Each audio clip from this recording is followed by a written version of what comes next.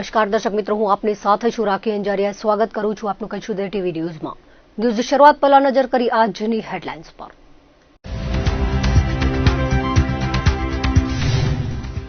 કચ્છમાં ધાબળીયો માહોલ વિખેરાયો પણ ઠાર યથાવત. કડકડતી ઠંડીના પગલે જનજીવન પ્રભાવિત. માવઠાની આગાહીથી ખેડૂતો થયા ચિંતિત.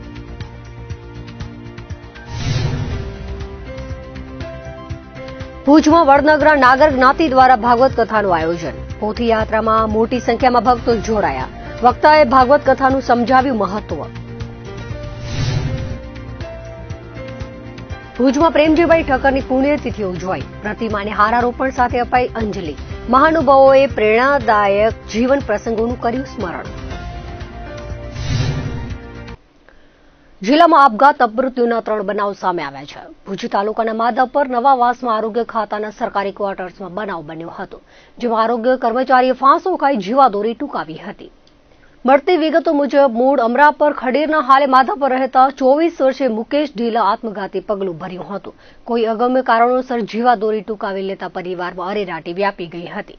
હતભાગી નારાયણપર ખાતે ફરજ બજાવતા હતા, જે બાદ બદલી થતા ખડીરના ધોળાવીને પીએચસી ખાતે મૂકવામાં આવ્યા હતા, જ્યાંથી અહીં 2 દિવસીય તાલીમ માટે આવ્યા હતા અને આ પગલું ભર્યું હતું. દરમિયાન નખત્રાણા તાલુકાના લક્ષ્મીપર તરા ખાતે 28 વર્ષીય જસુબેન કોલીએ દવા પીધી હતી, જેને સારવાર માટે હોસ્પિટલમાં લઈ જતા સારવાર દરમિયાન મોત થયું હતું. હતભાગીનું તેના પતિ સાથે ઝઘડો થયો હતો, જે બાદ આ પગલું ભર્યું હતું. નખત્રાણા પોલીસે અકસ્માત મોતનો ગુનો નોંધી તપાસ હાથ ધરી છે.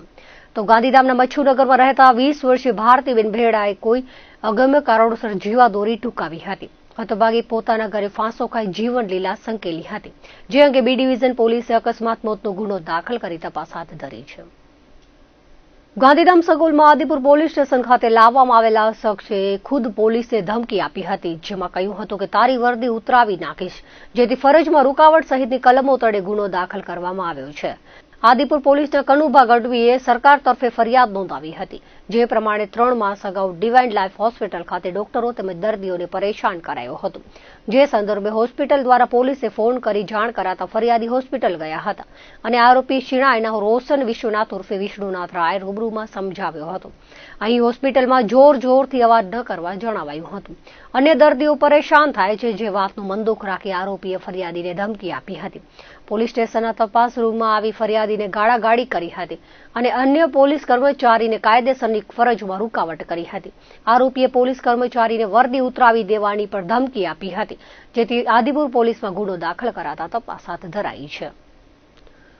કચ્છ સહિત રાજ્યભરમાં પર્યાવરણીય પ્રમાણપત્ર અને માઇનિંગ પ્લાન્ટની અધુરાશોવાળી લીઝમાં ખાણકામ પર રાજ્ય સરકાર દ્વારા રોક લાદી દેવામાં આવી છે. ઈસીના અભાવે માન્ય લીઝ બંધ હોવાથી કચ્છ જિલ્લામાં ગેરકાયદેસર માઇનિંગની પ્રવૃત્તિમાં ઉછાળો આવ્યો છે.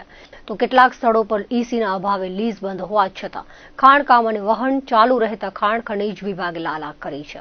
આ અંગે પ્રાપ્ત વિગત અનુસાર જિલ્લામાં ખનીજના ગેરકાયદેસર ખનન અને વહનની પ્રવૃત્તિની વ્યાપક ફરિયાદ ઉઠતા જિલ્લા કલેક્ટરની સૂચના અને માર્ગદર્શન હેઠળ ભુજ પ્રાંત અધિકારી અને મદદનીશ નિયામક ફ્લાઇંગ સ્ક્વોડ દ્વારા ભુજ તાલુકાના ગ્રામ્ય વિસ્તારોમાં આકસ્મિક તપાસ હાથ ધરવામાં આવી હતી, જેમાં ગઈકાલે ફ્લાઇંગ સ્ક્વોડની ટીમે ભુજ તાલુકાના નાળાપા ગામે આવેલ વ્હાઇટલે ખનીજની લીઝમાં તપાસ હાથ ધરી હતી. ઈસી ન હોવાથી લીઝ બંધ હોવા છતાં ખાણકામ અને લોડિંગ ચાલુ હોવાનું તપાસમાં પકડી પાડવામાં આવ્યું હતું. ફ્લાઇંગ સ્ક્વોડની ટીમે 3 ટ્રક, 2 એક્સલેટર મશીન સીઝ કરી આગળની કાર્યવાહી હાથ ધરી હતી. ગત રવિવારે ફ્લાઇંગ સ્ક્વોડની ટીમે ભુજ તાલુકાના ચકાર ગામે તપાસ કરતા એક બ્લેક ટ્રેપ ખનીજની ક્વોરી લીઝમાં ઈસી ન હોવા છતાં ખાણકામ અને લોડિંગ ચાલી રહ્યું હોવાનું ઝડપી પાડ્યું હતું. તપાસ ટીમ દ્વારા 1 ટ્રક અને 1 લોડરને સીઝ કરી આગળની કાર્યવાહી હાથ ધરવામાં આવી હતી. આ ઉપરાંત શનિવારે ભુજ તાલુકાના ખાવડા ખાતે હાથ ધરવામાં આવેલી આકસ્મિક તપાસમાં અધિકૃત રોયલ્ટી પાસ કરતા વધુ બ્લેક ટ્રેપ ખનીજનું વહન કરવા બદલ 1 ટ્રક અને રોયલ્ટી પાસ કરતા વધુ લાઇમસ્ટોન ખનીજનો જથ્થો વહન કરવા બદલ 3 ટ્રકો સહિત કુલ 4 ટ્રકોને ઝડપી પાડી ખાવડા પોલીસ સ્ટેશનને કસ્ટડીમાં રાખી આગળની કાર્યવાહી હાથ ધરી હતી. ખાણ ખનીજ વિભાગની આકસ્મિક તપાસથી કચ્છમાં ગેરકાયદેસર ખનીજનું ખનન કરતા તત્વો અને ઓવરલોડ પરિવહન કરતા તત્વોમાં ભારે ફફડાટ ફેલાયો છે. લોકજાગૃતિના અભિગમ સાથે Gandhidham B division police station ખાતે લોન મેળો યોજાયો હતો. જરૂરિયાતમંદ લોકોને લોન અપાવવા પ્રયાસ કરાયો હતો. બી ડિવિઝનના ઇન્ચાર્જ પીઆઈ એમડી ચૌધરી દ્વારા વ્યાજખોરીના દૂષણની પ્રવૃત્તિને ડામવાના આશય સાથે લોન મેળાનું આયોજન કરાયું હતું, જેમાં લોકોને પોતાની આર્થિક જરૂરિયાતો માટે રૂપિયાની જરૂરિયાત રહેતી હોય છે તેવા લોકોને સરળતાથી બેંક લોન મળી રહે તે માટે સામાન્ય પ્રજાજનોને લોન મેળવવા અવગડતા ન પડે તેમજ લોકોને સરળતાથી બેન્કિંગ સવલત મળી રહે તેવા ઉમદા હેતુથી આયોજન કરાયું હતું, જેમાં લોકોને જરૂરી માર્ગદર્શન આપવામાં આવ્યું હતું. લોન મેળામાં વિવિધ બેંકોના અધિકારીઓ હાજર રહ્યા હતા અને લોકોને લોન અંગેની માહિતી પૂરી પાડી હતી. ટેકનોલોજીના સમયમાં અનેક પ્રકારની મોબાઈલ એપ્લિકેશનો દ્વારા લોકોને લોભામણી લાલચ આપી લિંક દ્વારા ઠગાઈ કરાતી હોય છે, ત્યારે સાવધાની રાખવાની વ્યાજખોરોથી દૂર રહેવા અનુરોધ કરાયો હતો અને પઠાણી ઉઘરાણી કરતા ઈસમોની માહિતી આપવા અપીલ કરી હતી. મુન્દ્રા ખત્રી જમાતના પૂર્વ પ્રમુખ ભુજ પરથી પરત મુન્દ્રા આવી રહ્યા હતા ત્યારે ભુજ પર નજીક તેમની બાઇક વચ્ચે બે નોળિયા આવી જતા બાઇક સ્લીપ થઈ હતી, જેથી તેઓને ગંભીર ઈજાઓ થતા કરુણ મોત નીપજ્યું હતું.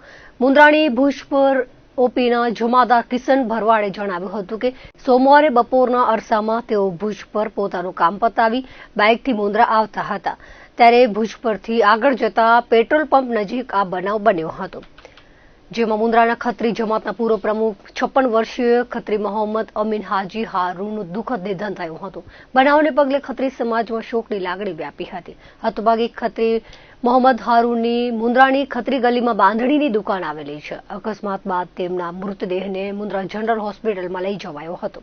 મુન્દ્રા ખત્રી જમાતના આગેવાનો જનરલ હોસ્પિટલમાં ધસી ગયા હતા અને પરિવારને સાંત્વના આપી હતી.